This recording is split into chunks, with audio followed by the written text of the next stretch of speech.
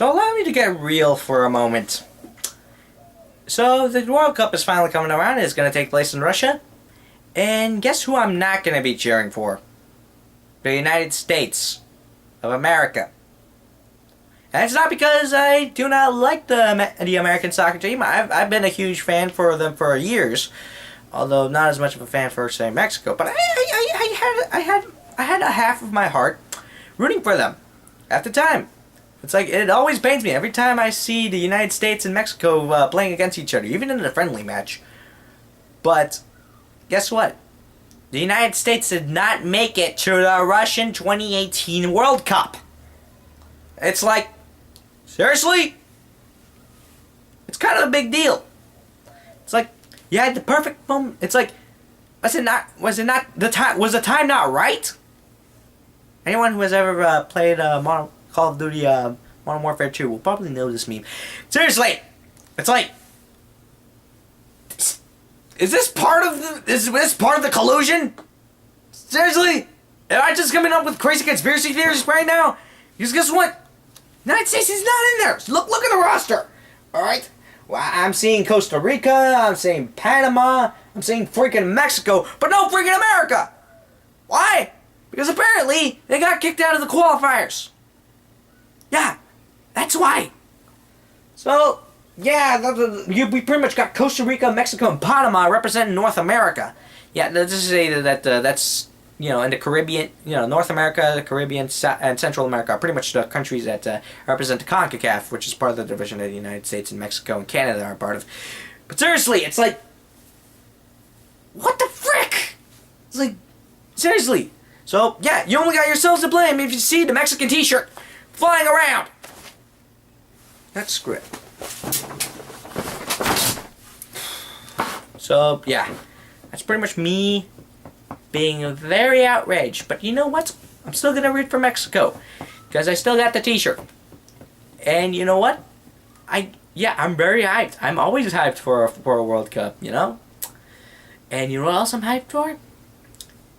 The Captain Tsubasa reboot! Woo! Okay, you guys are probably wondering, why the hell am I yelling like a madman? Well, it's freaking Captain Tsubasa! This is like the best sports anime, period! Alright? There's no substitution! Alright? It's like you can keep your Prince of Tennis, you can keep your Haikyuu, you can keep your Yuri on Ice. This right here, greatest sports anime ever, and it's getting a freaking reboot! Yes! So you guys are probably I'm just getting the nostalgia tingles right here. Like, oh my god! It's too much, man! Too much! So you guys are probably wondering, why the hell does this kid freaking out so much? Well, or why does he have so much freaking nostalgia for this show? Well, it all has to do with the back around when Bush was in office. Yeah, we're going that far back. So yeah, long story short, my family was going through a bit of an economic crisis. Well, not exactly. I don't think the rest of the world was going through an economic crisis. I don't know. I think the housing bubble bursted a little bit later when I came back. But long story short, I was born in Garden Grove, California, but I grew up a little bit more in Anaheim. And let's just say the cost of living for us was becoming a little bit too expensive, so they thought the best solution was that, that me, my little sister, and my mother moved back to Guatemala, and sort of so, to sort of help support with the cost of living, but also because they wanted me to be more well-rounded in terms of culture. That way I learned a little bit more about where my mom came from. Of course, we did stop by Mexico, so I learned a little bit about my dad's culture too. So, yeah, long story short, my mom's from Guatemala. So, hola ma, si andas viendo, esto es lo que hago en la internet. Nada de burrada. But, yeah, long story short, they sent me to Guatemala. This is sort of what it looks like, but it's not exactly the most accurate image of Guatemala or how it looks like, but you get the idea. And let's just say the first couple of months there were a bit of a pain in the ass for me, specifically because of the fact that I wasn't used to climate. I kept getting sick a bunch of times.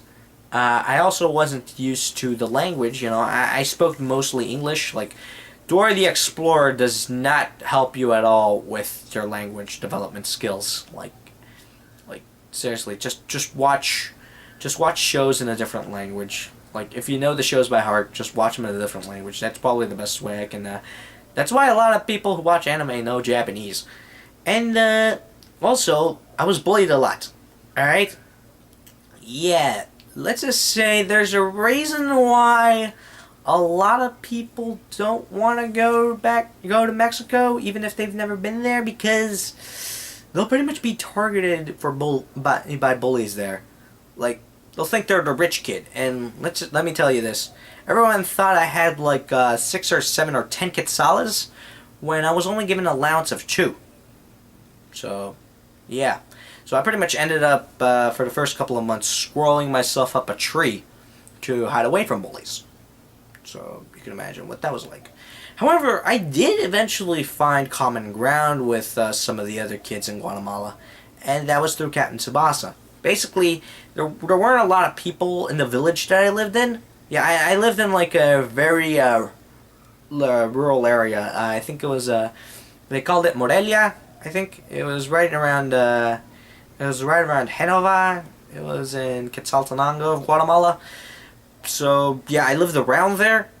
You probably won't be able to find it on Google Maps. Trust me, I tried. But if you do find it, please tell me how everyone's doing, or I'll probably tell them to wave up at the sky to look at something invisible. But anyways. Well, as it turns out, there wasn't a lot of people that did have TVs, but the few people that did, a lot of the times that they ended up watching dubbed cartoons, and one of those dubbed cartoons happens to be Captain Tsubasa, which also happens to be one of the most popular animated shows on TV at that time. In fact, they started doing like entire marathons sometimes, and I of course immediately got hooked. Like as a kid. I pretty much enjoyed soccer a lot, and in fact, usually it seemed like almost every single kid had a ball in their yard just to kick. Like usually they just have like these cheap plastic balls that you can get for like 5 quetzales or something like that, or I forget the price. But the really rich kids had an actual soccer ball. So yeah, that's. Pretty much, so I pretty much ended up bonding with a lot of kids that way, and I eventually got around playing with them. I got used to how rough things were, and I started having actual friends. So much to the point that when they actually allowed us to join the elementary school marching band, yes, that's how. Let's just say in Guatemala, marching bands are a real big thing. Mostly because the kids who end up being really good at marching bands end up moving up to better high schools, and of those better high schools they end up going to the Rose Bowl parade, and those who get to go to the Rose Bowl parade end up getting a scholarship to the United States. So that's how a lot of kids end up coming to the United States apparently. So yeah, I in fact one of the things that some of the kids did is that we actually ended up obsessing over the show to the point where we actually bought bubblegum with stickers in them. The bubblegum itself was crap. Like, seriously. You ever had crappy bubblegum? Like, ugh. Like, we just ended up throwing the gum away. But what we really wanted were the stickers for the show. And what we ended up doing sometimes is that we'd actually decorate our drums with Captain Tsubasa stickers. So, that's how I managed to pretty much get along with kids. So pretty much it was such an amazing time to the point where by the time they said, okay, we got to get Juan back home, we got to get Jack back home, or else he's gonna forget his English, he's gonna fall behind on other people's on the studies of the Americas, and he's not gonna end up having that bright of a future. I ended up tearing going back to the United States. Like, I certainly love the U.S. Like, hey, it's like, where else can you get most of this stuff? Like, just within your town, But it's like if I had the money to go back just to visit, I would definitely do it. and we'd definitely be talking about Captain Tsubasa. So yeah.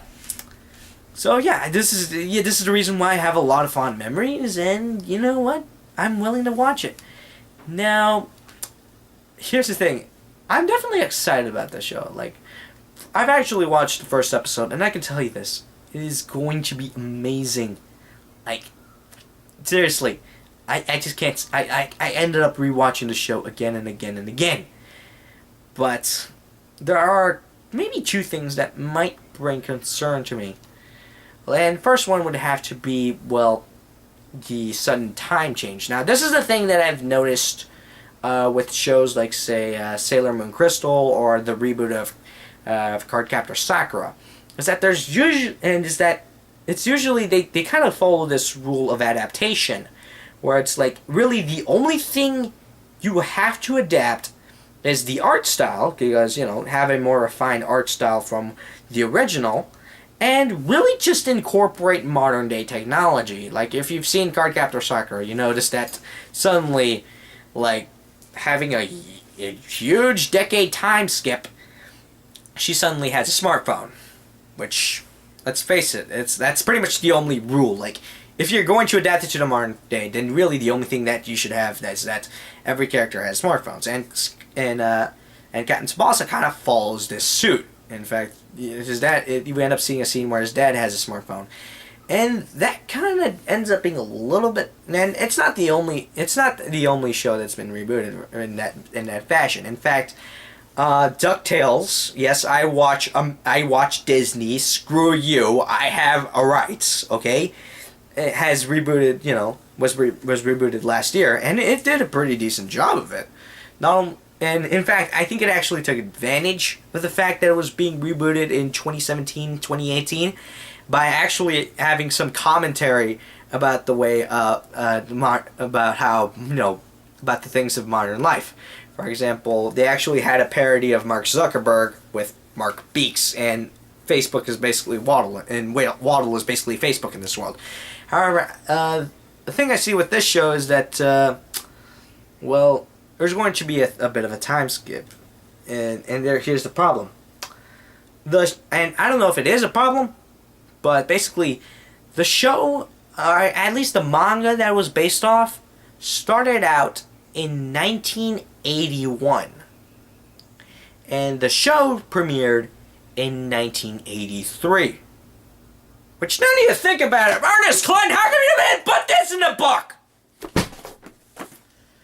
Yeah, seriously, that's an 80s show. It does count, right? I mean, it may not have been big in North America, but it's definitely big in everywhere else.